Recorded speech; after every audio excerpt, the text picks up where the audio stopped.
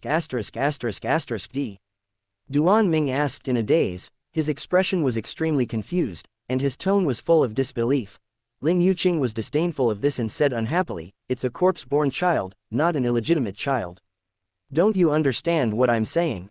Just a few minutes ago, thanks to Duan Ming's unremitting efforts, Lin Yuqing finally explained why she was determined to accept him as a disciple. It is very simple to say, to sum it up in one sentence. Duan Ming is a lone star of the heavenly fiend, and was born at an extremely yin time. The most important thing is that he was born from a corpse. In other words, the mother had died before Duan Ming was born, and he was dissected after the mother's death. It was not a natural birth. The lone star of the heavenly fiend fate, being born at an extremely yin time, and being a corpse-born child, these three conditions combined together created a unique existence like Duan Ming. It is no exaggeration to say that this guy is a complete unlucky guy. Neither heaven nor earth loves him, and even the will of the world probably despises him. Such a miserable fate, he deserves to be called Duan Ming. After all, it is really difficult for him to live long. Duan Ming was stunned and stood there for a long time without being able to speak. All of this went against his understanding and his worldview collapsed in an instant. I am just a transmigrator. It would be fine if I were not Long Aotian, but how come I became a corpse-born child? Do I have to be so unlucky? That's not right. In the host's memory, there is a father and a mother, but the domestic violence is a bit serious. What's the big deal? My worldview is a little bit broken. Could it be that the host has been living in lies since childhood, which is almost the same as the law? The more Duan Ming thought about it, the more he felt something was wrong. He always felt that there was some unknown secret hidden in him, but he had no clue at the moment and didn't know what to do. On the other hand, Lin Yuqing seemed to have seen through Duan Ming's thoughts. Perhaps it was out of a love for his disciple, or perhaps out of a cherishing of his talent. In any case, She actually spoke to comfort him for the first time in her life. Don't worry about it, although the fate of the corpse-born child is miserable, and he suffers unfair treatment from heaven and earth, and he basically doesn't live past the age of 20, but you met me, which is a blessing in disguise, so just be happy. In the eyes of other sects, corpse-born children are an ominous symbol and are often accompanied by bad luck. Wherever they go, people will die. In serious cases, it is not surprising that they lead to the massacre of villages and the destruction of cities. Therefore, under normal circumstances, most sects will not accept corpse-born children as disciples, and may even kill them on the spot. This is not uncommon. But the soul-breaking sect that I belong to is different. For us, the corpse-born child can be said to be the child of destiny, an existence that only appears once in a century. The first time I saw you, I felt the bad energy from you. I could tell that you were extremely unlucky and would die young. At that time, I concluded that you would follow me and you would have no choice but to take me as your master. There was no other choice. I remember you and your friend were going to Star City, right? Forget it, with your fate of giving birth to a child. From a corpse, if you don't hide it, it will be discovered soon. And then, I guess you can just wait to die. Even if you do nothing, there will still be a bunch of guys who claim to be from noble and upright families who will come to your door and try to kill you. So now you understand, just follow me and practice well from now on. Lin Yuqing explained a lot and finally made things clear, which gave Duan Ming a great shock and made his head buzz. However, no matter whether he accepts it or not, the reality is like this. It will always slap you in the face inadvertently, making you prostrate yourself and have no choice but to accept it. After pondering for a long time, when Duan Ming came to his senses, 3 minutes had passed. Then I wonder what is so different about the soul-breaking sect. Why is the corpse-born child so popular? Do you even need to ask this? Lin Yuqing said with a little dissatisfaction, you are a corpse-born child, and the soul-breaking sect plays with corpses. Can you not be a part of this? Duan Ming was also extremely confused and a little dizzy for a moment. He couldn't even figure out the simplest question. When he finally got the answer, he could only sigh. So, my life is set. I can only be the head of a great demon, playing with corpses and souls all day long. Hearing this, Lin Yuqing couldn't help but laugh. Why, being a devil is not good. Do you still want to be a good person? Ha ha ha ha ha. Lin Yuqing laughed wildly, with a kind of wildness that treated human life as worthless. I'm afraid that in her cognition, reason is a curse and madness is freedom. Again, this young lady plays really perverted. Duan Ming was only entangled for a short while, and then nodded and responded, whether it's a demon or a fairy, it doesn't matter. Anyway, I'm here in this world, so I have to live a happy life. Why bother with so much? Classic words. Now that you're here, it's for your own good, you'll get used to it, it's not easy, you're still a child, you're old, it's New Year's Day, people are dead. The 8 famous quotes shine brightly at this moment and help Duan Ming find the direction of his life. Not bad, you are aware of this. Lin Yuqing nodded with satisfaction. From today on, you are my disciple, but I don't care about empty formalities, so you have to call me little sister from now on. At this point, Lin Yuqing paused, then smiled and said with a hint of cunning, but you can't avoid the entrance test. You have to answer a few questions from me first. You will pass if you pass. Otherwise, even if you are a corpse-born child, I will not be willing to teach you. Hearing this, Duan Ming's heart skipped a beat, knowing that this was the key to his survival. Previously in the simulation, Lin Yuqing's attitude changed drastically, and she looked for him to discuss problems all day long. It is very likely that this started here. I guess you will get completely different treatment depending on the answer. Thinking of this, Duan Ming couldn't help but be alert and face it seriously. Okay, ask. What is life? After Lin Yuqing asked, she looked at Duan Ming with a playful smile. The latter was also very confused. He thought it would be related to cultivation, or else it would be a problem related to human organs, but he never expected it to suddenly become so philosophical. What is life? What is life? Such abstract questions seem to have any answer, but no matter how you answer them, they are all wrong. After all, people are different, so their destinies are also different. Duan Ming was very depressed. He had no idea what Lin Yuqing was up to. Was the soul-breaking sect actually playing philosophy? Was playing with corpses just a superficial appearance? After thinking it over, Duan Ming did not dare to waste too much time. And could only stammer an answer. Life is the 7 emotions and 6 desires. Those who cannot follow their wishes are lifeless and soulless. As soon as the words fell, Lin Yuqing widened her eyes and looked at Duan Ming in disbelief, as if she had seen a monster. Chapter 47 Philosophical Discussion. You really are a born devil. You can figure it out on your own without me teaching you. That's really not bad. Many sects emphasize purity of mind and few desires, and even severing ties with worldly affairs. Only the evil and perverse people they talk about would be greedy for the world and not get away from it. Lin Yuqing was very surprised. She really didn't expect that the silly boy she picked up casually would have such knowledge, which was incomparable to ordinary people. However, Duan Ming disagreed. For a transmigrator, this level of answer was nothing more than a piece of cake. If a top student were to answer the question, no matter whether it was about liberal arts or science, Lin Yuqing would definitely be stunned. As if she was excited to see the prey, Lin Yuqing asked again, "Let me ask you again, what is a human?" Man is the sum of his social relations. This time Duan Ming didn't even bother thinking and answered directly. He was completely certain that the so-called soul-breaking sect was just a group of people who were engaged in philosophy and social theory, otherwise they would not have asked such questions. Social relations, total. Lin Yuqing didn't understand what was said, but she thought it was very impressive. She was stunned for a moment and didn't know how to respond. Fortunately, Duan Ming was knowledgeable and immediately explained, people are born in the bondage of human relationships. People separated from society are nothing, so interpersonal relationships are the essence of human beings. To put it simply, human sociality and human independence are not at all contradictory. For example, you are not just yourself, you are also the child of your parents, the younger generation of your relatives, the confidant of your friends, the husband of your wife, the leader of your subordinates.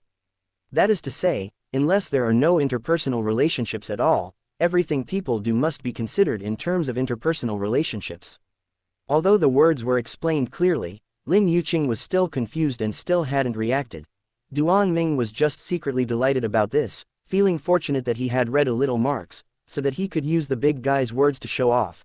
As expected, the effect was very good, so good that Lin Yuqing's eyes lit up and she stared at Duan Ming, refusing to look away for a long time. Ahem, not bad, your answer is good. I am very satisfied, perhaps because he didn't want to be shocked, or perhaps because he wanted to act like a master. Lin Yuqing was a little embarrassed and didn't dare to say the compliment directly. You've passed the test, but don't get complacent. You still have a lot to learn, so be careful not to be arrogant or impatient. How to put it, it was really inappropriate for a little girl to suddenly act like an adult and teach someone a lesson, but the situation was stronger than the person, and Duan Ming couldn't complain, so he could only nod silently. However, the matter was not over yet. As if she suddenly thought of something, Lin Yuqing hesitated for a while and asked casually, suppose that someone has a conflict with the ideology of the organization she belongs to, and thus betrays the organization and is hunted down, living in fear of her own death. Is it worth it for this person? I mean, within the organization, she can live a comfortable life, and there is no need to pursue these illusory things. Lin Yuqing asked very carefully, but Duan Ming immediately understood the secret. The so-called someone, if nothing unexpected happens, should be Lin Yuqing herself. In the previous simulation, he knew that Lin Yuqing was a traitor of the Broken Soul sect, but he didn't know the exact reason why she betrayed the sect. Now that she has said it herself, it turns out it is because of a conflict of ideas. For a moment, Duan Ming was somewhat surprised. He didn't expect to meet an idealist in this world. After thinking for a while, he responded seriously, it is better to pursue nothing than to pursue nothing at all. Thoughts, ideas, and even opinions may seem illusory, but they are everywhere and constantly affect our daily lives. People can betray many things, but they cannot betray themselves. Your thoughts, your opinions, your ideas, all constitute who you are. How can you betray them? If you betray, are you still yourself?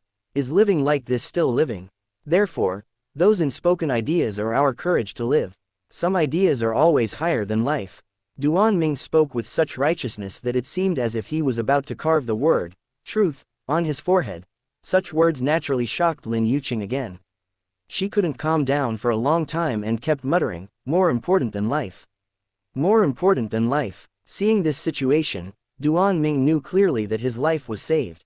If this can't change Lin Yuqing's attitude, then there's really nothing we can do and we can only leave it to fate. Fortunately, things turned out as he expected. After a long period of silence, Lin Yuqing's attitude really changed. At first, she always looked nonchalant, as if taking in a disciple was just a spur-of-the-moment decision. But at this moment, even a fool could see that everything from his expression to his actions had changed, and he no longer treated Duan Ming so casually. Okay, you must be tired after answering so many questions. Take a rest and I will teach you the secrets of our sect. There was no extra nonsense, but it was much more polite. If Lin Yuqing only treated Duan Ming for fun before, now she has to respect him a lot more. As expected.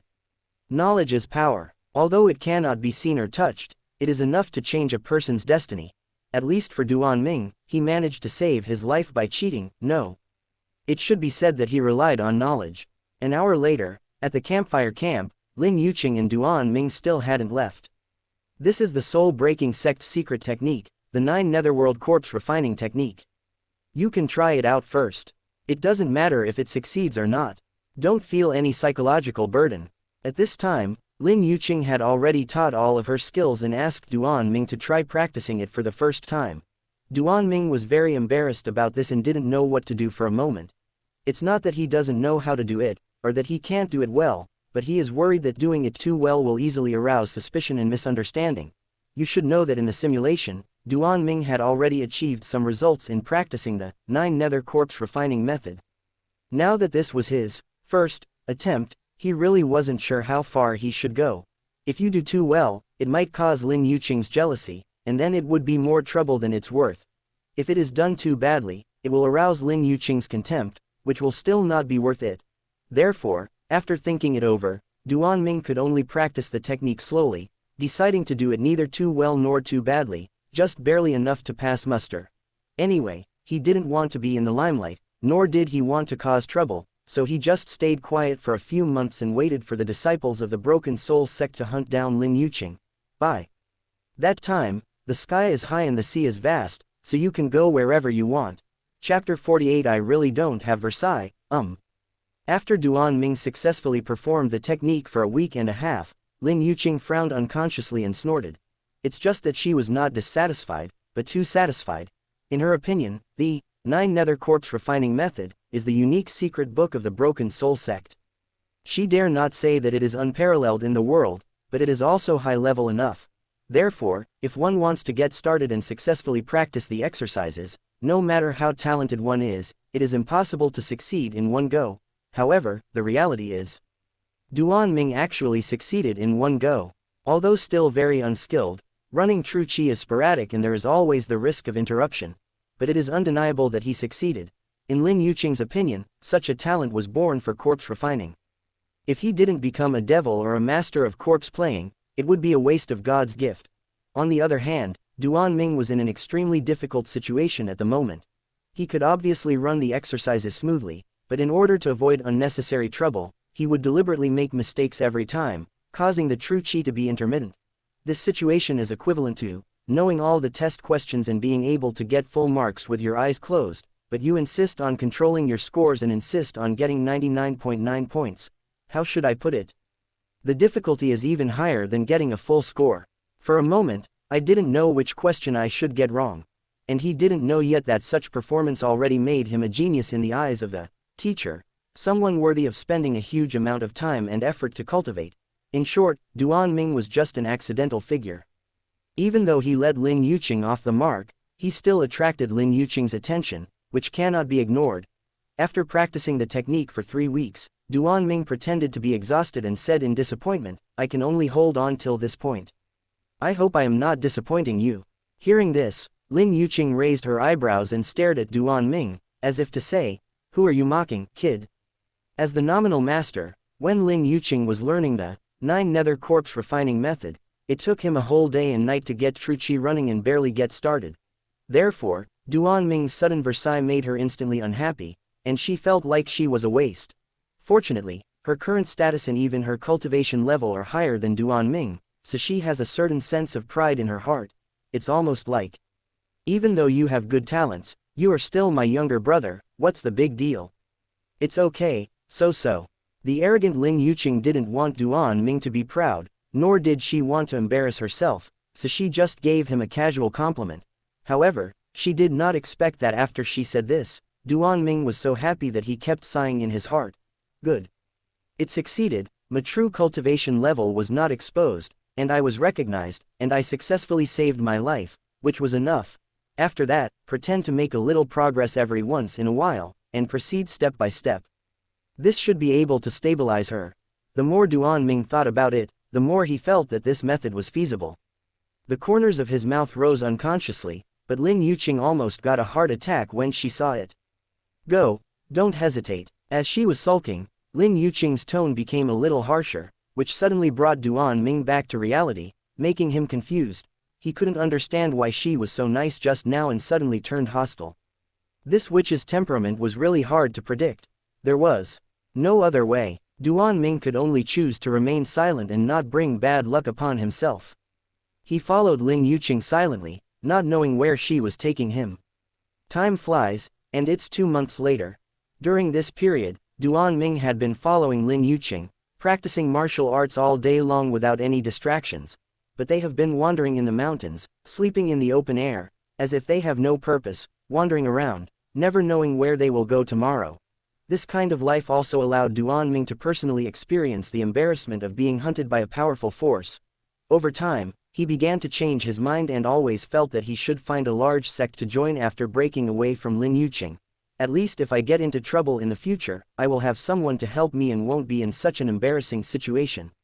Eat some wild fruit. While Duan Ming was practicing, Diyu came back from outside and picked some wild fruits and handed them to Lin Yuqing.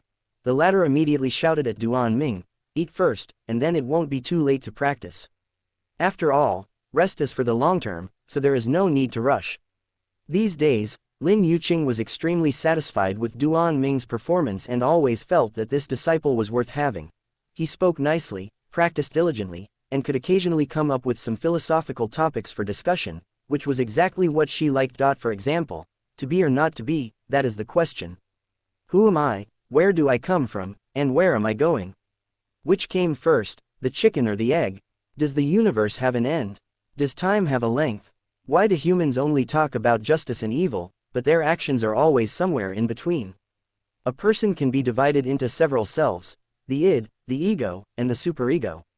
Are there other selves besides these? There are many questions, and each one is extremely difficult to answer. But it was fun precisely because it was difficult, and Lin Yuqing enjoyed it so much every day that she even forgot about practicing. As time went by, her attitude towards Duan Ming gradually improved and she became more and more pleasing to him. And all this is progressing and developing in an orderly manner just as shown by the simulator. Duan Ming stopped practicing, walked over, picked up some night fruits and started eating, but he was still thinking about something. The time is almost up. It should be in these few days. The people from the soul-breaking sect will come to kill me. I have to make preparations and escape safely.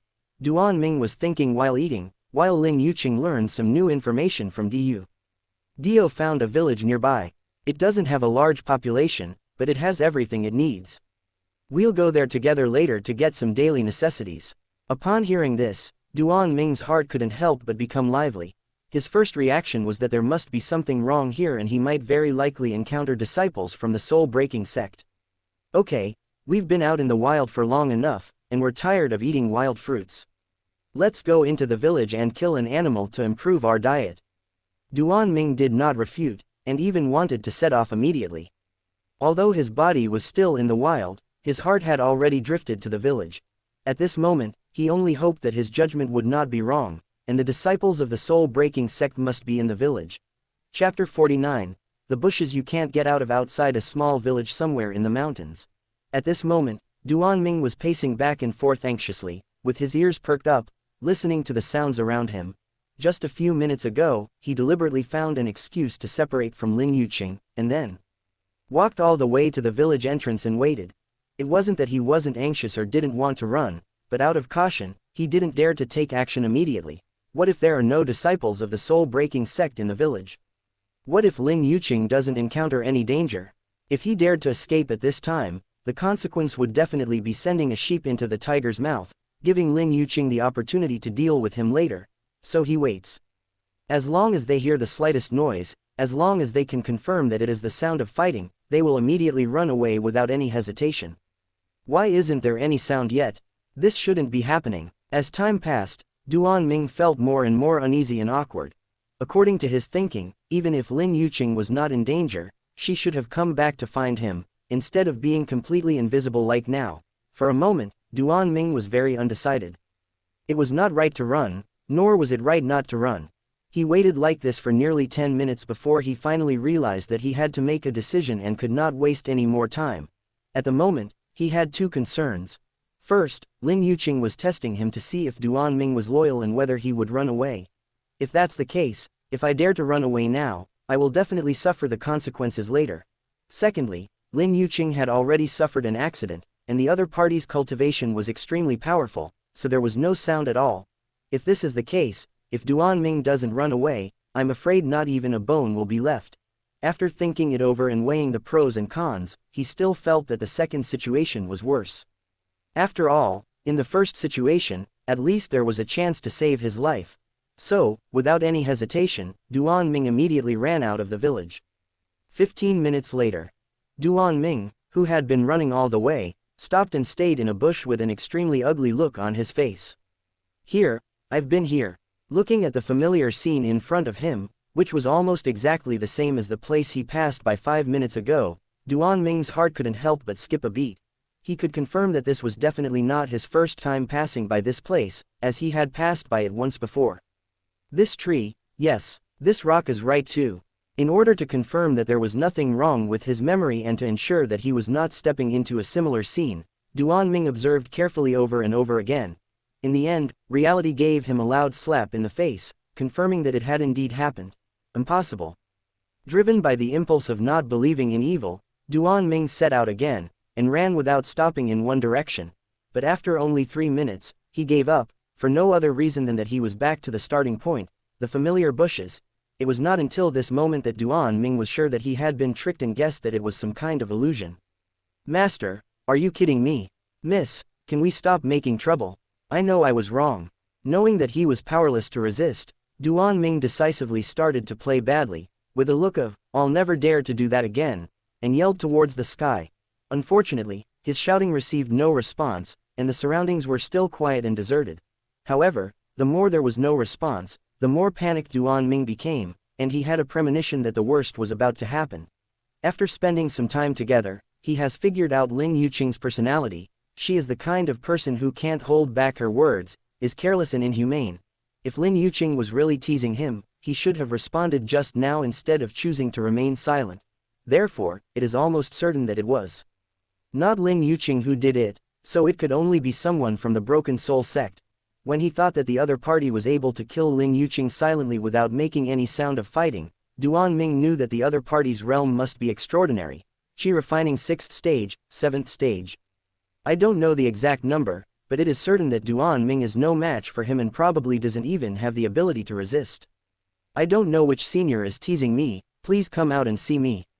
I am Duan Ming, a junior, who was coerced by Lin Yuqing to come here. I have no ill will towards the soul-breaking sect. I hope that the senior will be magnanimous and treat me as a fart and let me go. When the water is too clear, there will be no fish. When a person is too mean, he will have no enemies.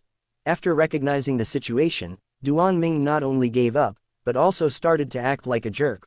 Looking at what he said, it always gives people a feeling, killing him would dirty your hands and it's not worth it. After all, who would want to have a problem with a fart? As soon as these words came out, an old man with a kind face outside the bushes was stunned and asked with an extremely confused expression, he is the corpse-born child you mentioned. Are you sure you didn't make a mistake? Master, please understand, even if I had 100 guts, I would not dare to lie to you. He is definitely a corpse-born child. Lin Yuqing on the side was extremely respectful, but she couldn't hide the fear on her face. I know that deserting the sect is a capital crime.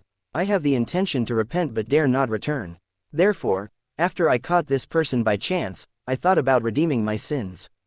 I only hope that Master can show mercy and let me return to the Broken Soul sect. We have to admit that where there is a disciple, there must be a teacher. Duan Ming can sell Lin Yuqing without hesitation, and Lin Yuqing can also sell Duan Ming without hesitation. These two people, how can I put it, they are both very perverted and none of them is a good person. Unfortunately, the old man didn't buy it. He scolded Lin Yuqing without even looking at her. Tisk.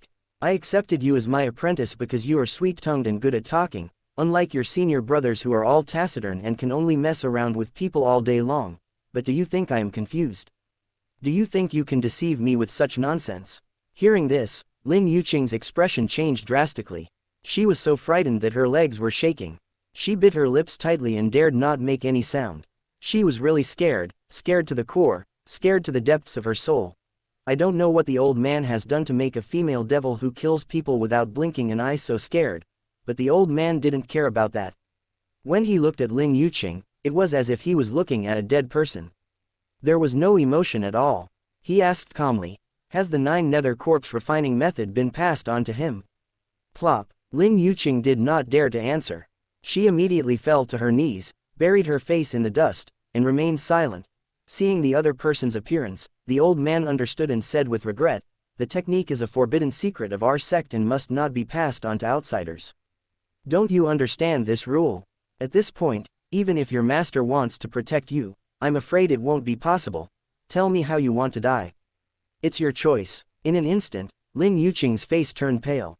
When it really came to the moment of life and death, she only felt deep helplessness and a strong desire to survive, but she also knew very well that the old man would not make any conditions. Now that the words had been spoken, the matter was a foregone conclusion and no one could change it. In the end, Lin Yuqing could only grit her teeth, trembling, and said sadly, "I just want to die quickly." Chapter 50. Like master, like disciple, okay, I can agree to this request. I promise that you won't be turned into a corpse puppet after you die. The old man agreed readily, but it was precisely because of his straightforwardness that he seemed extremely cold-blooded. He decided Lin Yuqing's fate in just a few words. After saying that, he didn't care about Lin Yuqing's reaction. He waved his hand and the entire bush became illusory and looked so unreal. Immediately afterwards, Duan Ming appeared in front of the old man, only 3 meters away. "Senior, please accept my respects." Duan Ming really knew how to deal with the current situation. He didn't need any reminders. He was able to react immediately after seeing the situation clearly and bowed down to him. The old man was also very pleased with this, and nodded in response, "Interesting boy, very smart. As your master, I am worthy of this respect." Grand Master. Duan Ming was stunned, his eyes kept looking back and forth between the old man and Lin Yuqing. After seeing the shivering Lin Yuqing, he felt completely hopeless. For a moment, everything was as complicated as it could be and he could only sigh that he was so unlucky. According to the simulator process, it is true that the one who attacked this time was a disciple of the soul-breaking sect, but it did not say that he would be a big shot of such a level. Grand Master, that is, Lin Yuqing's master, in other words, his realm is higher than Lin Yuqing's. Just like this, how can I escape? Even if I have 9 lives, it won't be enough, right? Duan Ming was very confused. He didn't know what went wrong. Was he destined to meet his master from the beginning, or did he do something unnecessary that caused the timeline to change and the future to change again? He couldn't figure it out, but it was no use trying to figure it out. After all, there was no medicine to regret. Draw your sword. Without any nonsense, the old man didn't even bother to introduce himself and directly gave orders to Duan Ming. The latter was still in a daze and couldn't react immediately. Draw the sword. Although the old man said so, Duan Ming didn't dare to really do it.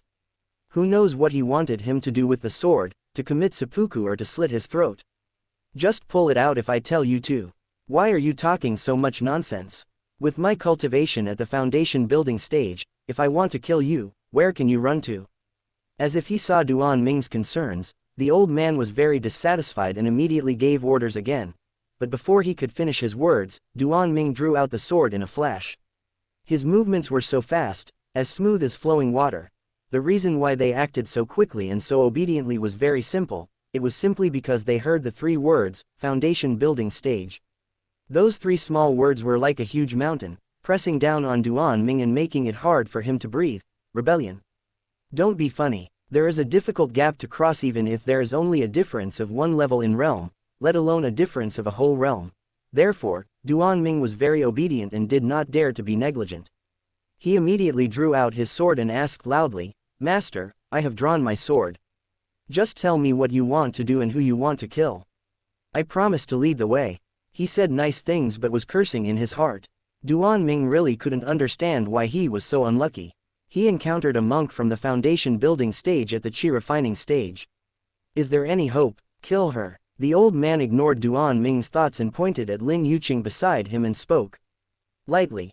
Ah, Duan Ming was stunned, suspecting that there was something wrong with his hearing. He stood there, not knowing what to do. Regarding this, the old man did not urge him, but just stared at Duan Ming silently, as if he was examining something. For a moment, the scene was extremely strange. Lin Yuqing was trembling on the ground, not daring to move, waiting for the judgment of fate. In front of him was Duan Ming, holding a sharp sword, standing there in a daze, not knowing whether to stab or not.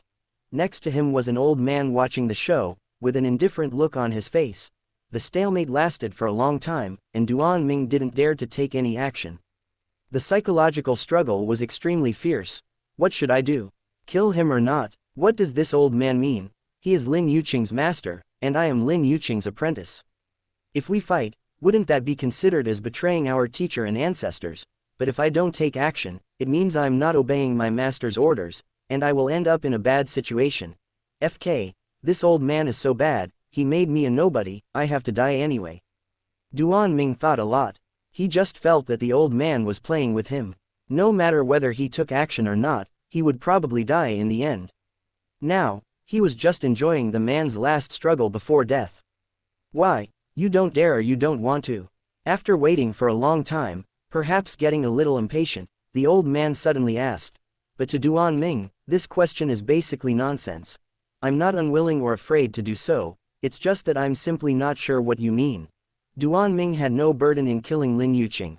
Duan Ming would not feel any burden if he did not kill Lin Yuqing. In his eyes, Lin Yuqing's life or death was not important at all. What was important was what the old man wanted Duan Ming to do. If he could guess the old man's true thoughts, Duan Ming would act without hesitation instead of being timid like he is now. She deserves to die, that's all. Do you have any reservations? As if he had had enough fun, the old man suddenly laughed and said to Duan Ming jokingly, from now on, you will follow me. Let's go back to the soul-breaking sect. It's better than wandering in the wild. But before I leave, I have to teach you a lesson. Oh no, it should be 2 lessons. First of all, that is the fate of a traitor, death. Secondly, I have to teach you how to betray your teacher and ancestors. Anyway, you kill her first, and we can talk later if there is anything else. After hearing this, Duan Ming couldn't help but take a breath. He had always thought that Lin Yuqing was perverted enough, but he didn't expect that his master was even more perverted. It's fine that the traitor should die, it's reasonable and logical, but the master actually taught his disciples how to betray their master and ancestors. What the hell is this? This old man's play is really perverted. What are you still standing there for? Get started. Hearing a hint of impatience, Duan Ming knew that he couldn't delay any longer. If he continued to procrastinate, Lin Yuqing would kill him instead. With no other choice, he could only grit his teeth and take a gamble. He walked up to Lin Yuqing, said nothing, and stabbed her with his sword. A second later, Lin Yuqing, who was at the 5th stage of qi refining, did not make any defensive moves and was willing to be pierced through the head by a sword, dying instantly. For a moment, Duan Ming felt dazed and everything seemed unreal. Or perhaps it was the first time he realized that killing could be so simple that it seemed unreal. It turns out that it only takes a few words to force someone to death, without even moving your hands. It turns out that as long as you are powerful enough, you can really do whatever you want. Chapter 51. There is no such thing as a sunny day. 3 days later. Outside a secluded valley, a green wooden coffin flew from the sky. Yes, that's right, it's not a rocket or a missile, it's a coffin flying above the blue sky and white clouds, traveling across the sky. It's just that this coffin is not grand enough, without the 9 dragons pulling it, and it looks weird and shabby alone. After a while, Qingmu's coffin landed and stopped outside the valley. Then there was a creaking sound and Duan Ming crawled out. Master, are we here yet? Looking at the birds singing and flowers blooming all around, and the peaceful scene, Duan Ming felt a little unsure and asked doubtfully, this is the headquarters of the soul-breaking sect. We don't see any mass graves. Just after killing Lin Yuqing, the old man revealed his identity, explained his purpose, and then took Duan Ming back to the Broken Soul sect. The old man's name is Fang Lang, he has the cultivation level of foundation building and is one of the 8 elders of the soul-breaking sect. Just from the name, you can tell that this person's personality is even more ruthless than a ruthless person. He is Lin Yuqing's master. Because the latter betrayed the Broken Soul sect, he went out to look for her and clean up the sect. It was just a long journey, but I never expected to have an unexpected gain. I accidentally found a baby born from a corpse. Perhaps it was because he valued his talent, or perhaps it was for some other reason, but in any case, without asking Duan Ming's wishes, he was brought back to the Broken Soul sect. It seems that they are planning to train him, at least that's what it looks like for now, otherwise Duan Ming wouldn't have survived until now. What do you think the Soul Breakers should be like? Living among the dead. Fang Lang also climbed out of the coffin, wiped his beard, and said leisurely, although we live with corpses all day, we are still alive. Since we are human, we have to enjoy ourselves and live comfortably. As he spoke, Fang Lang activated his true chi and cast a spell. The next second, the 3-meter-long coffin shrank at a speed visible to the naked eye and gradually became miniature. After it shrank to the size of a palm, the coffin flew into the air and landed in Fang Lang's palm. Then a black light flashed, and then it disappeared without a trace. This is just a simple storage spell. I will teach you later. Don't be jealous. After finishing everything, Fang Lang noticed Duan Ming's curious and eager eyes. He couldn't help but find it funny for a moment and then started to explain. Duan Ming was also very understanding about this and quickly bowed to express his gratitude. Thank you, Master. I promise to study hard and make progress every day. Study hard and make progress every day. Fang Lang chewed on this sentence again and again. It's quite catchy. I hope you can do what you say.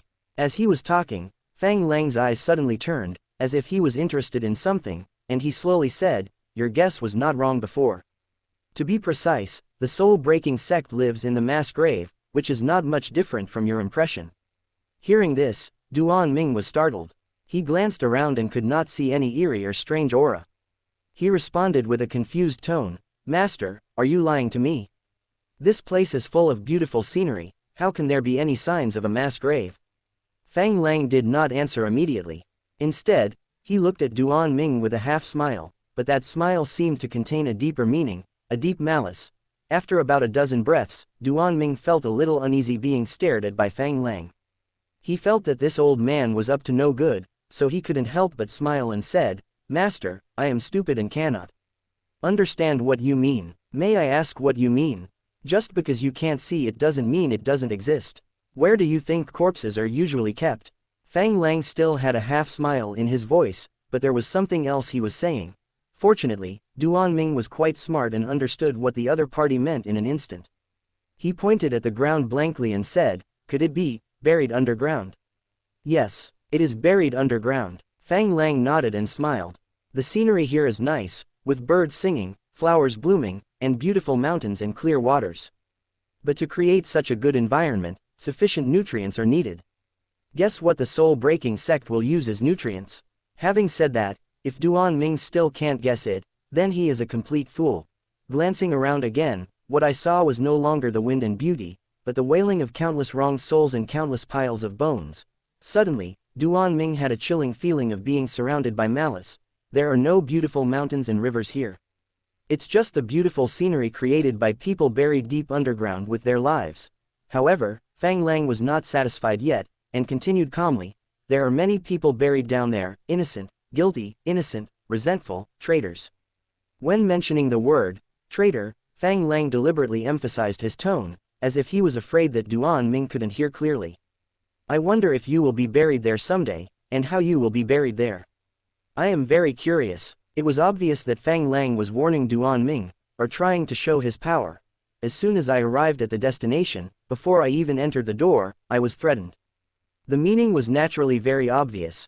For a moment, Duan Ming broke out in a cold sweat and was worried about his future fate. How to say it, the kind of disciples there are, naturally the kind of sect there is. No wonder Fang Lang could kill Lin Yuqing without any psychological burden, and played it in a particularly perverted way. This shows that the soul-breaking sect is not a good thing either, and they are probably playing it in an even more perverted way. I will remember the teachings of my master and will never make the same mistakes as my master. I will devote myself to the sect and to my master wholeheartedly. Although Duan Ming felt nervous, his mind was clear and he knew what to say at this moment. It is definitely not okay to hide the truth, and it is definitely not okay to avoid the topic. After all, Fang Lang has made it so clear, it would be unreasonable if I still don't dare to answer directly. Therefore, it was not surprising that Duan Ming immediately made his attitude clear. No matter whether it is true or false, just say it out loud first to avoid unnecessary suffering due to your stubbornness. And he also used some clever words. Being wholeheartedly devoted to the sect and wholeheartedly to the master may seem like nothing wrong, but there are differences in severity. To put it bluntly, the master was elevated to a position more important than the sect, at least that's what Duan-Ming said. Its meaning is nothing more than showing loyalty and displaying attitude. It was as if he was saying, the sect is important, but the master is more important. If there are any enemies within the sect in the future, I, Duan-Ming, will stand firmly on the side of the master and will never have any second thoughts. This is the art of flattery, this is the skill of showing loyalty, this is the secret of being a big liar and talking nonsense. In short, after all these words were spoken, Fang Lang was very satisfied and benefited greatly from them. It's good that you are so sensible. As long as you don't follow your unlucky master, everything will be fine. Just follow me in peace. Chapter 52. Openly following the heart of Guanyin, secretly doing the work of Shira led by Fang Lang, the two walked into the valley. But soon after he entered, Duan-Ming saw a stone tablet with 3 large characters engraved on it. Soul-breaking sect. There's also a line of small words engraved at the bottom of the stone tablet, which is not easy to notice if you don't look carefully. But Duan-Ming was sharp-eyed, and not only did he see it, but he also couldn't help but recite it aloud. Openly follow the heart of Guanyin, secretly do the things of Shira. This statement is very straightforward, and it fully demonstrates the hypocrisy of the world. The simple explanation is, as a person you have to appear to be a good person in public, with a kind face, eager to help others, etc., but secretly you have to be ruthless and murderous, doing all kinds of evil. Duan-Ming understood the meaning of this sentence, but he didn't understand why he had to carve it down, nor did he know what it meant. Fortunately, Fang Lang was nearby. After seeing Duan-Ming notice the stone tablet, he explained leisurely, this is the teaching of our sect. You must always keep it in mind. Hearing this, Duan-Ming was not surprised. In his eyes, the soul-breaking sect was not a serious organization, so the doctrine they believed in naturally could not be good-natured words like, I am for everyone, and everyone is for me. However, Fang Lang was not very satisfied with Duan-Ming's performance. He frowned and said, most people would have doubts when they see the teachings, including me back then. Why are you not surprised at all? Do you agree with it? Faced with the question, Duan-Ming hesitated for a moment, and after thinking for a while, he decided to tell the truth. After all, he didn't want to offend Fang Lang because of some lies. Of course, the most important thing is that he really agrees with this doctrine. In reply to Master, I naturally agree with the teachings, not just because I am forced by the situation, but because I approve of it from the bottom of my heart. Hypocrisy is a derogatory word, often used to insult people, but who is not hypocritical? We are all human beings, who doesn't know who else is? Who doesn't know what someone else wants? Pretend to be a fart. As long as one is a human being, he or she will have desires. When one cannot fulfill his or her desires, he or she will inevitably be hypocritical. What's wrong with that? In my opinion, hypocrisy, kindness, or arrogance are all qualities that humans should possess. After all, humans are complex animals. There is no pure good or pure evil. There is a mixture of good and bad, and everyone has many faces. The teachings seem to emphasize the importance of hypocrisy, but in fact they are teaching disciples how to behave in society so as to avoid unnecessary trouble. To practice Guanyin's deeds clearly means not to kill innocent people indiscriminately or be arrogant and domineering. You should disguise yourself as much as possible in your daily life to reduce the risk of getting into trouble. To act in secret like a Shira means to kill the enemy as quickly and low-key as possible, to obtain the greatest results at the lowest cost, and to be ruthless and thorough, to cut the roots and leave no future troubles. In short, no matter how you look at it, it is a warning to disciples. A barking dog doesn't bite, and a biting dog doesn't bark. After these words, Fang Lang was stunned at first, then nodded with great satisfaction and praised, it took me many years to understand this truth. I didn't expect you. Not bad, very talented.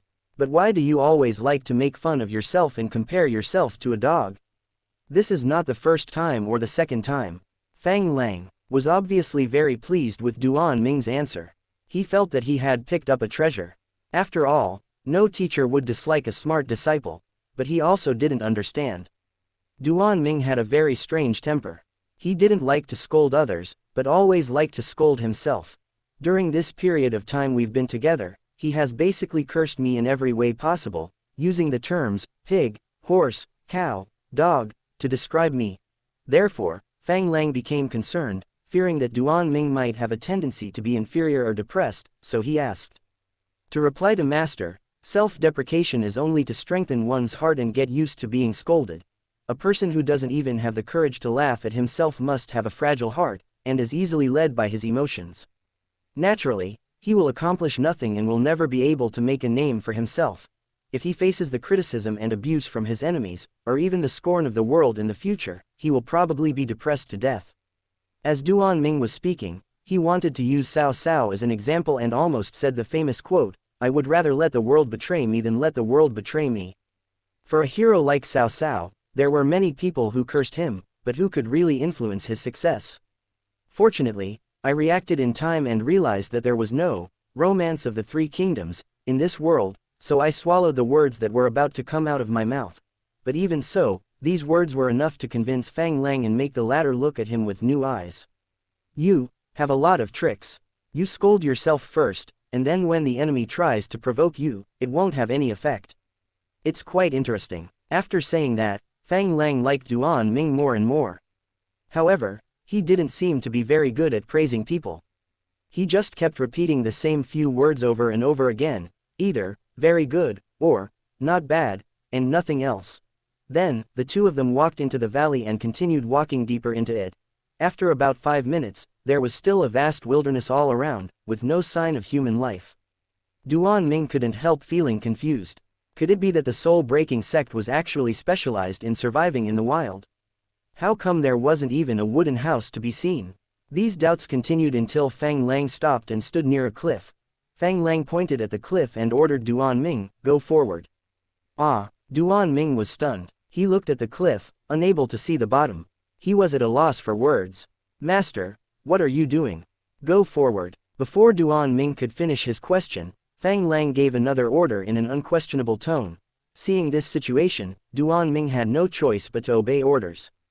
After all, the arm was no match for the thigh, and he was weaker than the wolf, so he had to obey, even if it meant being boiled in a frying pan.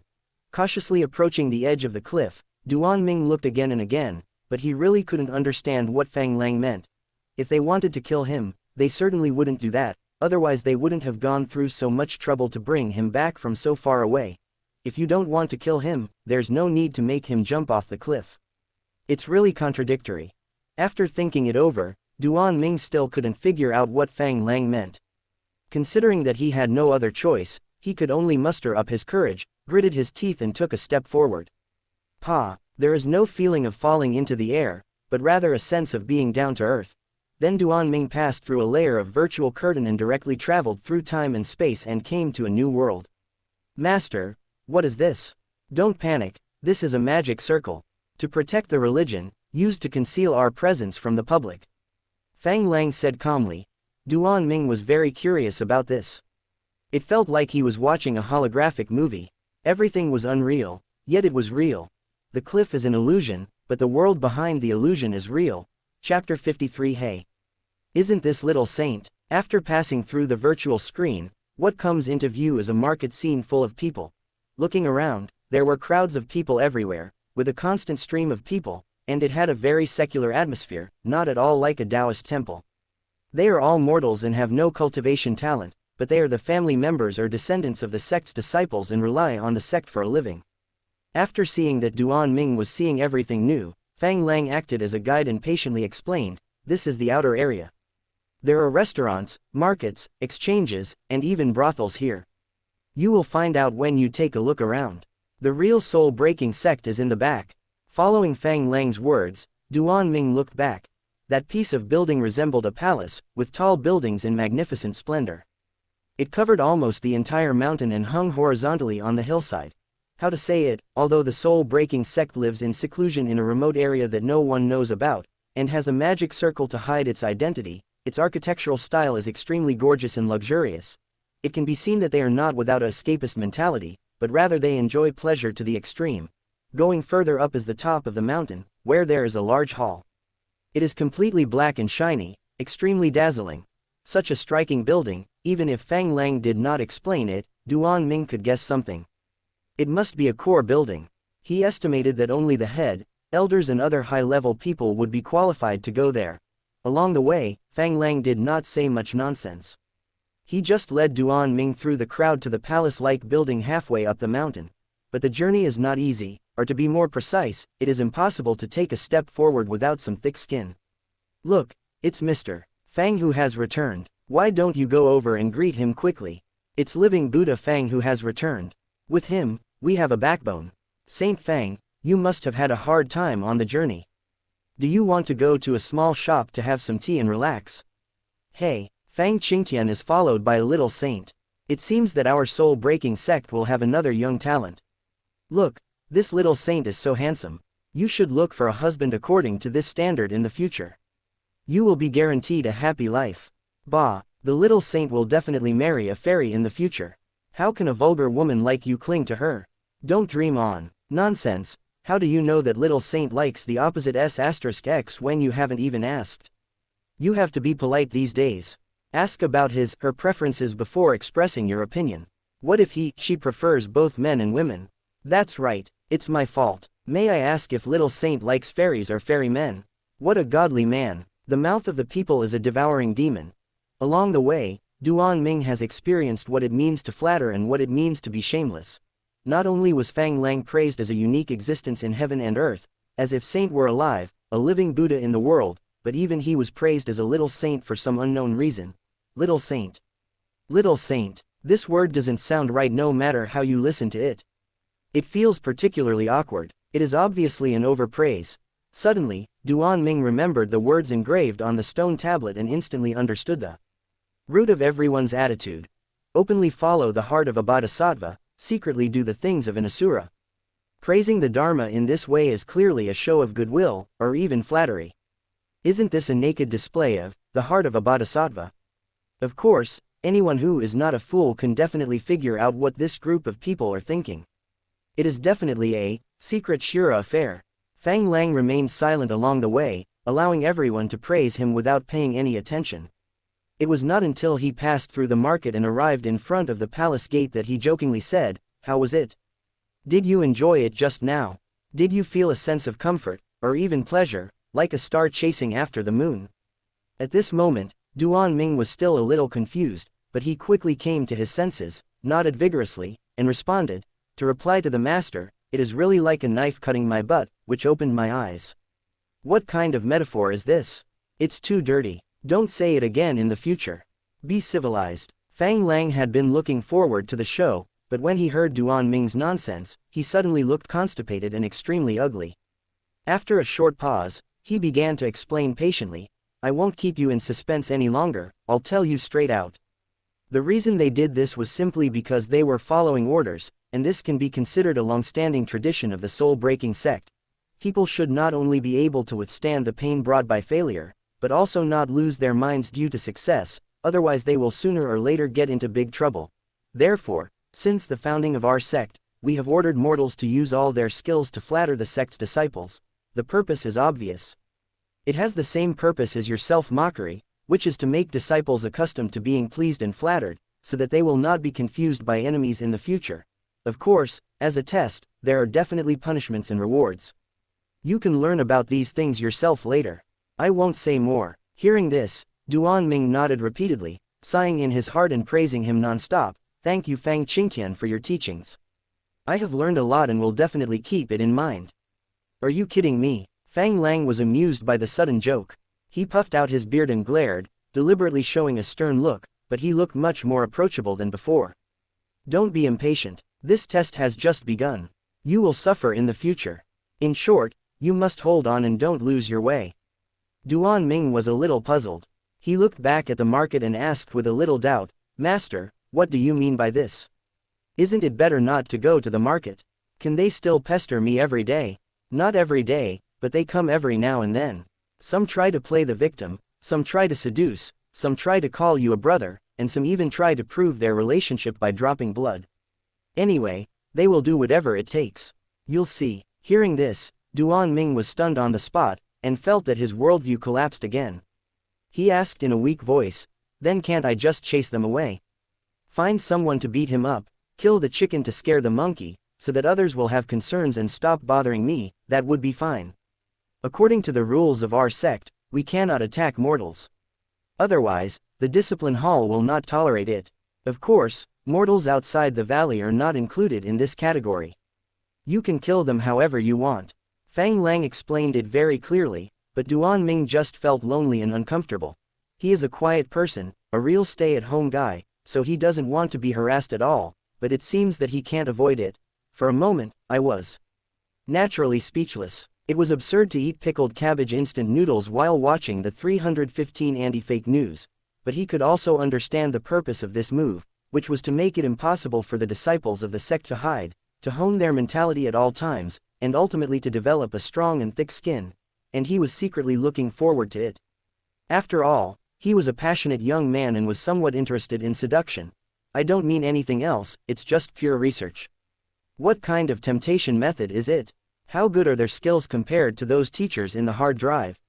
I understand. I will pay attention in the future and ensure that my mind will not be disturbed. Please rest assured, Master. After pondering for a moment, he decided to make his attitude clear, so Duan Ming immediately put on an attitude that said, I will never be fooled. However, Fang Lang did not comment on this. He chuckled, pushed open the door and walked in. Looking up, that back figure is so desolate and full of stories, as if saying, you are still too young, don't talk too much. In an instant, Duan Ming realized. Human beings, they cannot resist temptation, otherwise how can they become human beings? Chapter 54 High Energy Attack. Time flies like a white horse, and just like a shy little girl, she is always out of reach and disappears in the blink of an eye. In short, after Duan Ming served as a little saint, Fang Lang brought him into the palace halfway up the mountain and arranged an independent courtyard for him, which was quite quiet. Then, 3 days passed and Fang Lang never showed up again, as if he had forgotten Duan Ming and never asked about him again. Sure enough, having someone to teach you and not having someone to teach you are two completely different things. Although the soul-breaking sect came here unwillingly, they still got a lot of benefits. At this moment, Duan Ming was sitting on the ground with a book titled, The Complete Collection of Life Magic, in front of him. This book was given by Fang Lang before he left. Just from the title, one can tell that this is a book without any profound techniques, but it is extremely practical, such as storage technique, cleaning technique, bigu technique. In short, many basic spells that are closely related to life are all covered in it, countless. For Duan Ming, this is undoubtedly a huge sum of money and a great benefit. After all, before this, he was like a wild child, who understood nothing and knew nothing. He had to rely on himself to explore everything with no one to teach him. Even with the bonus of Goldfinger, it is still extremely difficult to survive in the immortal cultivation world. Nowadays, although the master has introduced me to the world and the practice depends on myself, at least I have a way and I know in which direction to work hard, so I have a goal. 3 days can be considered fast or slow. Duan Ming spent these days in cultivation. Just as he was flipping through the book, blood suddenly seeped out of the snow-white wall, just like a high-energy attack in a horror movie. However, Duan Ming didn't care about it at all. Not only did he not run away, but he stared at it with great interest. As the bloodstains grew more and more, they slowly condensed into 5 words, come quickly, to the burial ground. Finally you remembered me, come on. Duan Ming smiled and talked to himself. He knew that this was his master asking him to come over for a chat. It was obvious that this was not the first time he had experienced this, so he was not surprised. Although the means of communication is a bit weird and looks like an evil ghost claiming lives, they are the soul-breaking sect after all, so it is normal that their style of doing things has some horror elements. Soon, Duan Ming packed up his things, went out immediately, and headed straight for the Zhangnu courtyard, but the journey was not peaceful and every step was dangerous. Hey, isn't this the new junior brother? He looks very talented and will definitely be a great man in the future. Little junior brother, run slower. The road ahead is slippery. Be careful not to fall. I made some soup today. Would you like to have a bowl to try? Little junior brother, you are so naive. The bed at my senior sister's house is broken, can you help fix it? Hey, junior brother, you look familiar to me. You look very friendly, just like my brother who died many years ago. Do you want to? As I said, the mouths of the people are like ghosts that swallow people, and they don't spit out bones either.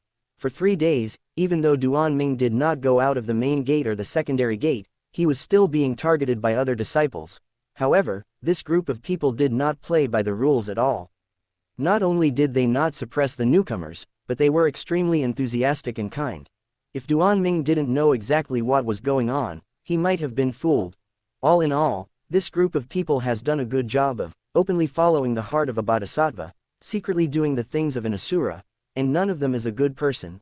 Therefore, it seems that everyone is greeting Duan Ming and expressing goodwill, but in fact everyone has a guilty conscience and may take ruthless action at any time. About 7 or 8 minutes later, Duan Ming got rid of the crowd and trotted to the gate of a courtyard that was painted scarlet red. This place is the Zhangnu courtyard, where Fang Lang lives. It is very, how to put it, the smell of blood is very strong, extremely strong. Knock, knock, knock. Grand Master, disciple Duan Ming requests to see you. Crack. There was no reply and the door opened automatically. There was nothing to hesitate about, nothing to be afraid of. Duan Ming strode in, not even bothering to admire the courtyard environment, and arrived at the reception room as quickly as possible. When we arrived at the hall, we could see Fang Lang sitting in the main seat, drinking tea leisurely, but for some reason, the tea was also scarlet red, as if he had a special obsession with this color and loved it very much. Grand Master, disciple Duan Ming greets you. Before he finished speaking, Fang Lang waved his hand, pointed to the second seat beside him and said, sit down and try the corpse tea that was just picked this year. It tastes good. Corpse, Haicha. Duan Ming was stunned and exclaimed in his heart, wow. He had heard of Tigenian, Pu'er, and Oolong, but had never heard of Shihai tea. Just by hearing the name, you can tell that this thing must be very complicated, and the planting method must be quite special. If possible, Duan Ming really didn't want to drink. It's a pity that he had no choice. How could he not drink when Fang Lang asked him to? Otherwise, it would be a lack of respect. As for the consequences of not giving Fang Lang face, you have to ask Lin Yuqing, who is already dead. There was no choice, but Duan Ming could only sit down obediently, grit his teeth and resist the psychological resistance, and swallow the liquid with a gulp. You are such a tyrant, you are taking advantage of nature's gift. How can you drink tea like wine? You can't just drink it in one gulp. You have to savor it slowly. Seeing Duan Ming drinking tea so uncivilized, Fang Lang couldn't help but frown and scold him, as if a precious thing was being trampled on. Duan Ming felt very aggrieved about this. He regretted it right after taking the first sip. At this moment, there were only 2 words in his mind, it smells so good. How to put it, the sea of corpses tea looks unpleasant to the eye, but tastes extremely fragrant, and there's a strange feeling that drinking it will make one's life worthwhile. Master, I was too drunk and didn't taste the flavor. Can you give me another cup? Addicted to tea, Duan Ming decisively turned on the shameless mode, raised the empty teacup and asked for tea. However, Fang Lang snorted in dissatisfaction, still want to drink. Wait for 10 years. Huh. Duan Ming was puzzled. He still held the teacup with a look of grievance on his face.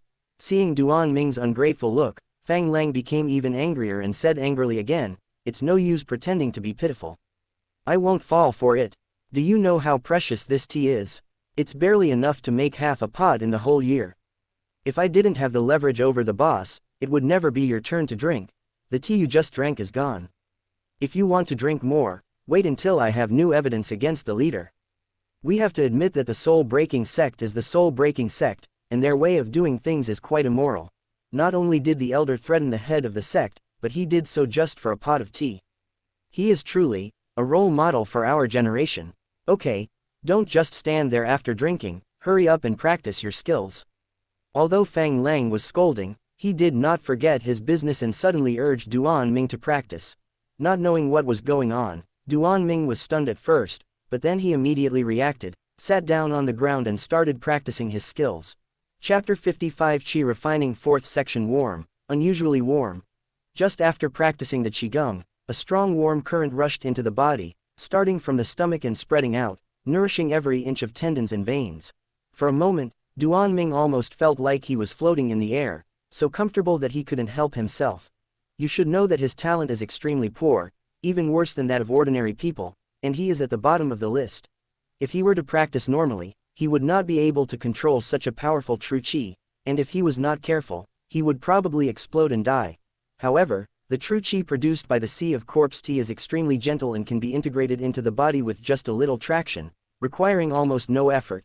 This also allowed Duan Ming to experience for the first time that cultivation was such a refreshing thing, as if every cell in the body was singing and it was extremely comfortable. I don't know how long it took, but when I practiced the technique for the 12th time, the warm current was finally consumed and transformed into my own strength.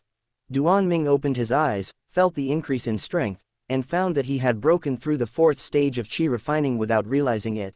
This was the first time he broke through the realm on his own without the help of a simulator.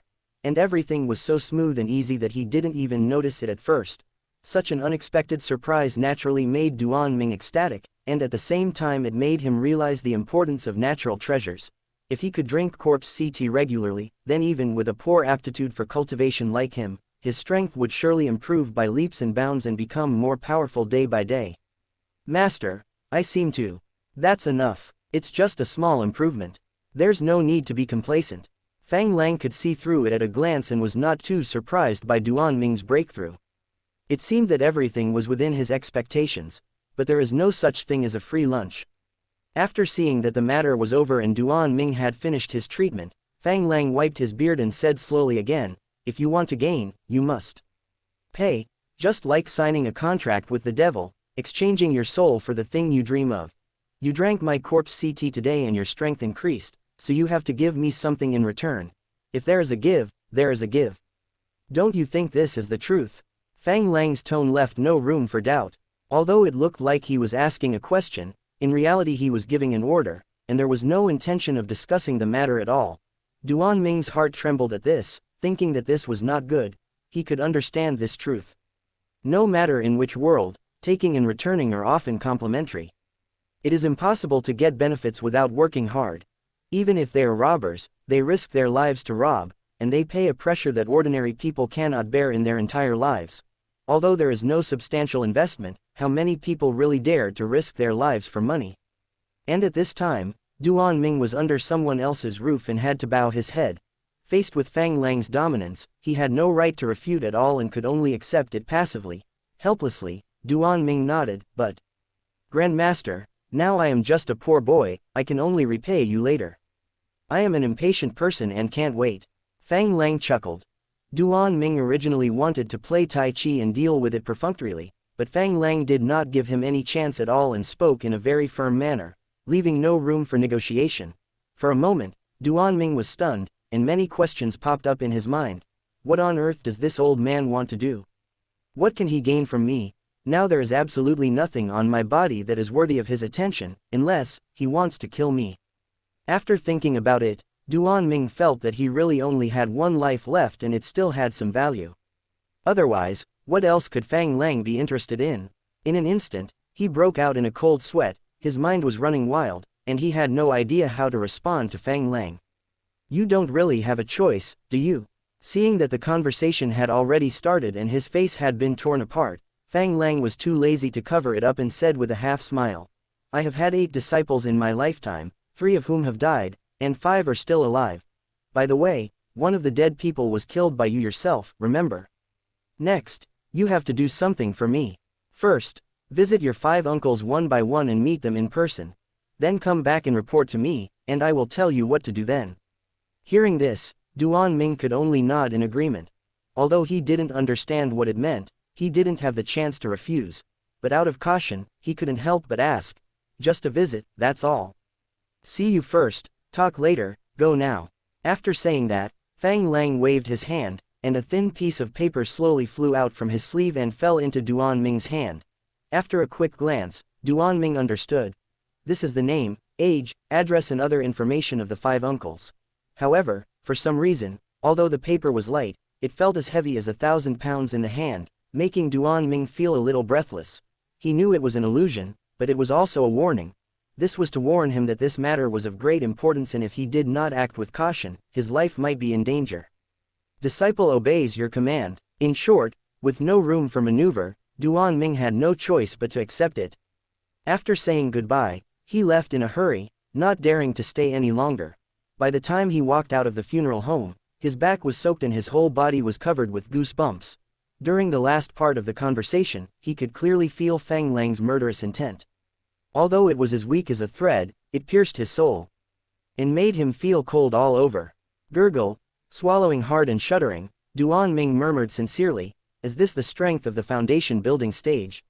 Even the murderous intent that was unintentionally omitted is not something I can bear. He only said half of the sentence because he was worried that there were ears on the other side of the wall, so he held back the second half. In fact, he also wanted to say, why was he so unlucky to have such a great master? His future would definitely not be good, but until now, he still couldn't figure out what Fang Lang wanted him to do and what the deeper meaning was. Just a visit. Worshipping a ghost can never be that simple. In an instant, Duan Ming felt a sense of sadness as if he had just escaped from a wolf's den and entered a tiger's lair. He finally escaped from Duanjia village, but now he fell into the hands of the soul-breaking sect. His fate was no longer in his control. It seemed as if the world wanted him to die or have a short life.